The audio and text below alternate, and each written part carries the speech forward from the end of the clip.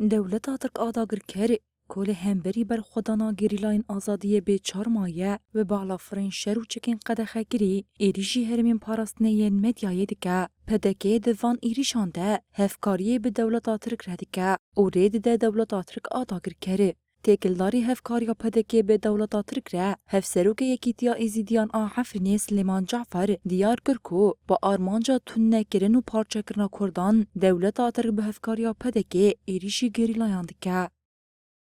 يعني يرشك بر دجوار تيسر تفكر أسودية ويجي بردا أفجي بخورا يعني برجبونتنا دمج دجمن تيسر تا أول دجمنه تلو مجنابن دجمن خوزة يعني تا تنبكه ياتي ويتنبكه يا ودا تنبكه بس تشتكي مخابن مرة يعني بالا خده يعني هف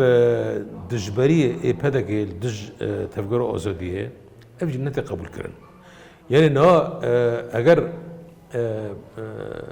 پدکی بتایبت پدکی دمیگ نه وی دمی دست خودگاه دستی ترکو و ایریشی هرب میدیات کن ایریشی تفکر آزاد کن امجه منام جواب پرسکن يعني چه آرمانجاته هيا حق آرمانجاته تبشكريه تركيا دكي داغو تركيا جي بشكريه تبقى أبو شاشة تركيا تجارة كردا حزناكه سلیمان جعفر دا آخافتنین خوده بانگل پدکی کرکو نبه هفکار دولتا ترک دا قرکرنا کردان ده او دست جه خطا خیانتی برده. بانگا ما پدکره ام دی موجی کردن موجی برای منه دفش وی هاوی بردن دفش اولی کرد دجمن بردن تنی ایه فیدن وبکه برای وب پاکه کنه بلا واره بیرو وشی دما شر داعش ده حضور چوردا اگر نش پاکه که بی هولیر چوبو یعنی هولیر گیشت نزدیکی عفوا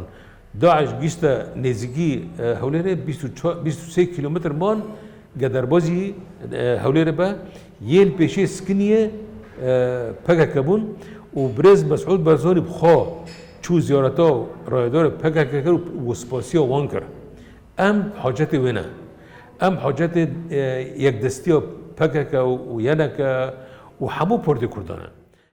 هپگی ایرو بداخویانی که نویسکی بلند شایشر اما حاجت مهی آشکره کره لگوری هپگی ده 278 چالاکین گیری لایانده 205 لشکرین دولت آدرک آداگر کره هات نجزا کرین.